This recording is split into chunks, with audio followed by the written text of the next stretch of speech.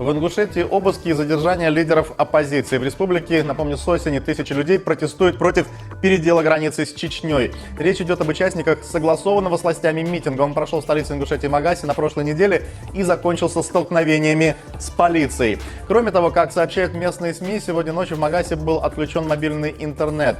С чем связаны сегодняшние задержания и действительно ли был отключен интернет? До начала программы мы спросили корреспондента РИА Дербент Малика Бутаева. Они связаны с прошедшим митингом, который был уже не согласован. Это имеется в виду по 27 числу, когда были сперва утренняя потасовка, а потом еще было перекрытие Магасского кольца.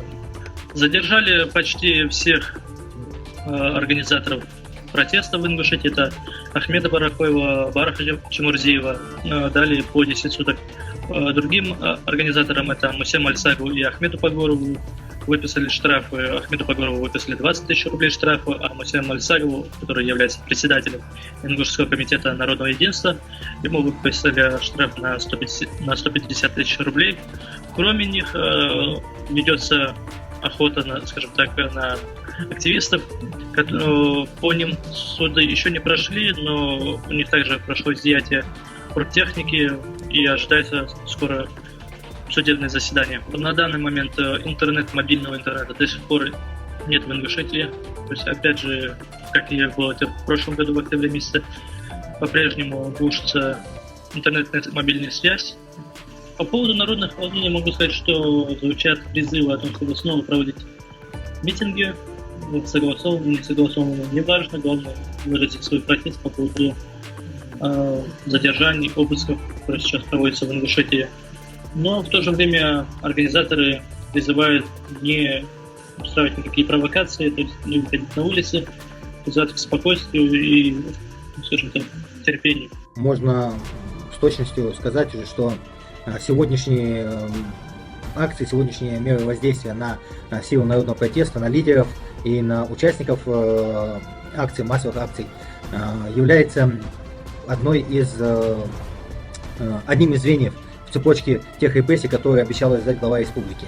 Он недавно заявил по телевидению, что будет добиваться от федерального центра, от руководства силовых структур максимально жесткой реакции и максимально жестких мер в отношении лидеров народного протеста. Все это делается с его стороны исключительно для того, чтобы запугать все население республики, таким образом сохранить в конечном итоге свою власть, свои ресурсы, которые он нажил за десятилетнее правление, и таким образом разбить силы народного протеста, чтобы противостоять ему уже никто не смог. Удивляет только позиция федерального центра, которая потакает ему, и позиция руководства силовых структур, которая задействовала такие огромные ресурсы в рамках каких-то административных дел, проводить такие огромные спецоперации, задействовать сотни силовиков, сотрудников Росгвардии и ФСБ, десятки бронированных грузовиков, и все это ради только административных дел.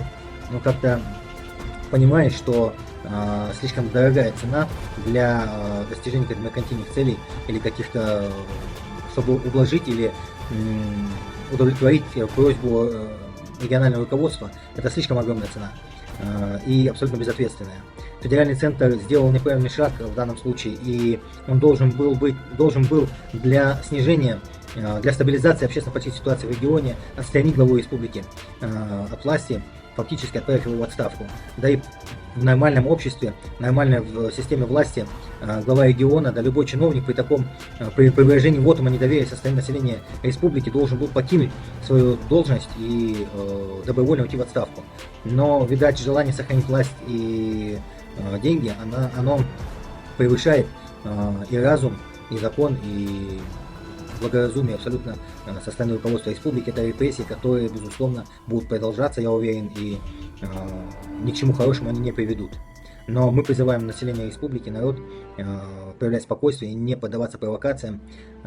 Дестабилизация ситуации сейчас в республике, она выгодна исключительно только власти, для того, чтобы затянуть гайки посильнее и увеличить маховик репрессий.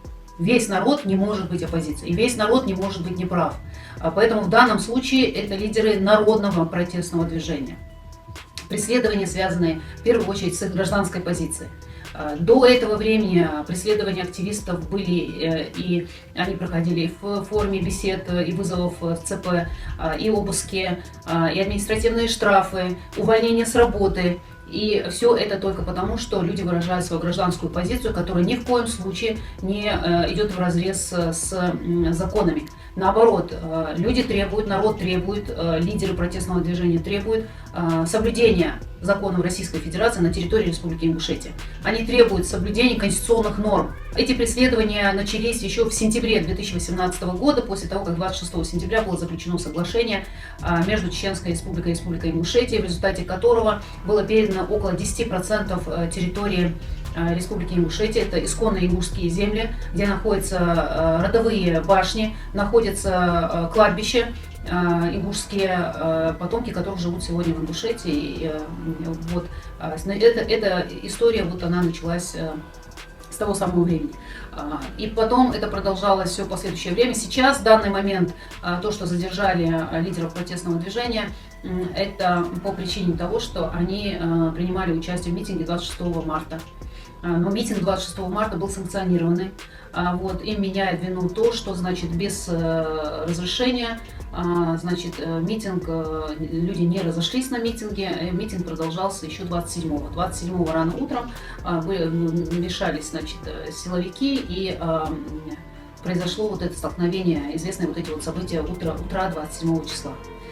Поэтому в данном случае те меры, которые были предприняты в отношении задержанных, это административный штраф для двоих задержанных, это Малса Кужахов 150 тысяч рублей и Погорова Ахмеда 20 тысяч рублей. В отношении остальных, значит, мы знаем, насколько нам известно сейчас, что административный, значит, арест 10 суток, на 10 суток это Чемурзиев Барах, Барахоев Ахмед и Усам Альсаков.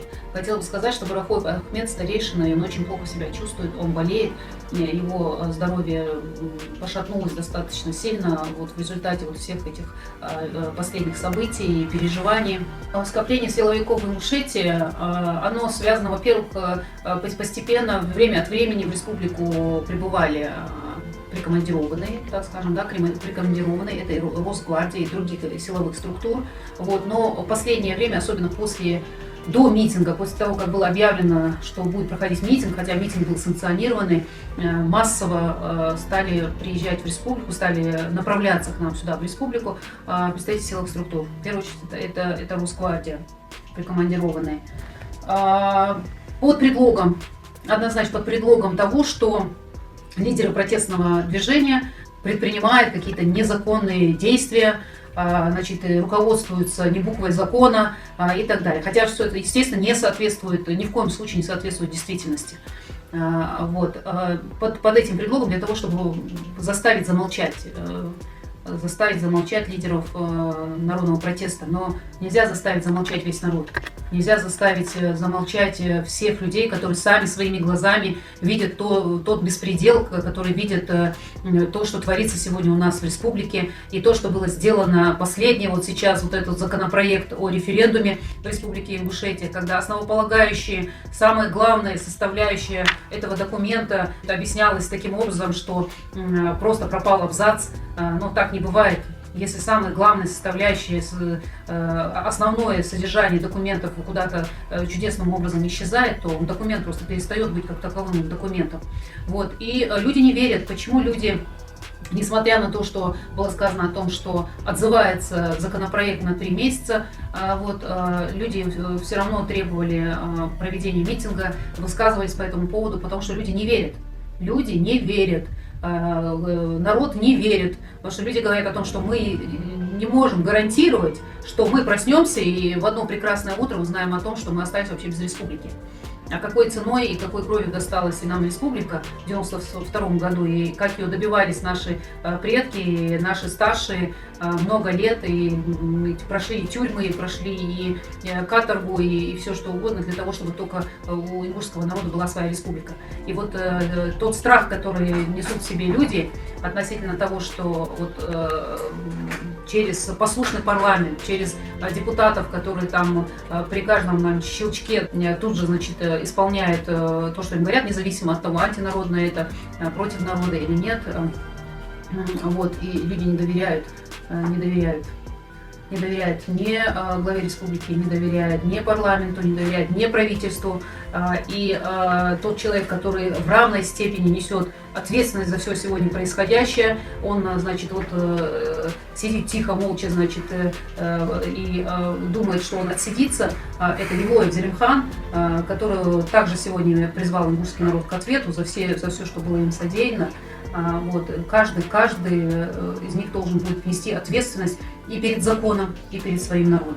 Конечно, преследование активистов, конечно, это запугивание. Это запугивание не только лидеров народного протеста.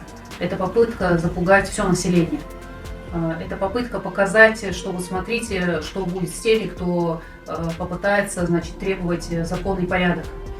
Хотя я еще раз повторяю, что ничего противозаконного в том, что делали и лидеры протестного движения, и активисты, и то, что требует сегодня народ, нет. Никто не выступает против федеральной власти, никто не выступает против президента. Наоборот, каждое движение, каждый шаг, каждое требование, обращение, резолюция, все по букве закона, в соответствии с законом, это все можно посмотреть, все эти документы, они есть в открытом доступе, и можно с ними ознакомиться, и можно послушать выступления людей на митинге. Поэтому то, что сегодня вот пытается силовыми методами, пытается заставить замолчать народ, пытается там, не знаю, посадить лидеров протеста, но это не решает проблему. Это ни в коем случае не может решить проблему. Для того, чтобы решить ту проблему, которая возникла сегодня, нужно садиться и разговаривать. Нужно садиться и разговаривать с народом, и нужно услышать народ. Никогда еще ни при каких обстоятельствах, нигде силовыми методами не удавалось решать такие вопросы. Когда люди говорят справедливые вещи, когда люди требуют соблюдения закона, тут нельзя заставить людей замолчать. Это наоборот, теми действиями, тем, что происходит сегодня у нас в республике, наоборот, это таким образом ставится, как бы дискредитирует федеральную власть, дискредитирует действия сегодня здесь местной власти, те действия, которые предпринимают сегодня здесь силовые структуры, оно дискредитирует федеральную власть. Этого нельзя допустить, ни в коем случае. И сегодня с самого утра, после того, как стало нам известно о том, что начались задержания, первое, что сделали и Совет Тейпов, старейшины наши, и первое, кто это сделал, и Ингушский комитет национального единства, мы призвали молодежь не поддаваться на провокации, не допускать каких-то несанкционированных акций или митингов, потому что этого нельзя допускать. Нельзя, чтобы здесь в республике был беспорядок, чтобы здесь был у нас хаос. Вот это то, чего хотят. Это то, чего добиваются враги наши, враги ингушского народа. И поэтому мы не можем идти на поводу, мы все время должны говорить об этом, все время должны напоминать, но люди очень расстроены, молодежь очень резко, негативно реагирует на вот эти вот все вещи, но и тем не менее нам надо набраться терпения, нам нужно понимать, что мы шаг за шагом, в соответствии с буквой закона, в соответствии с судебными инстанциями должны мы идти до конца, мы должны добиваться справедливости законным путем. Другого пути у нас нет.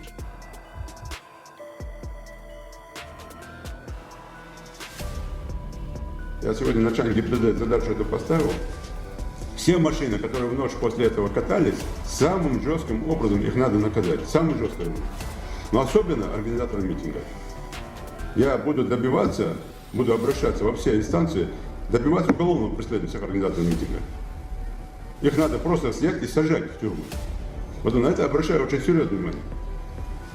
Разберитесь, очень жестко там проработайте.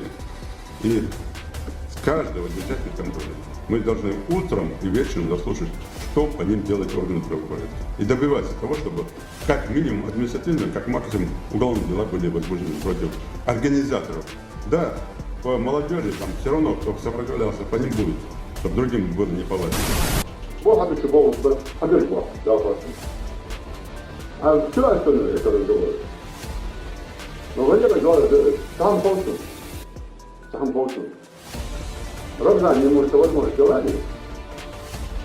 Я могу там 10 свободы, что для Бога будет делать. У меня нет таких возможностей.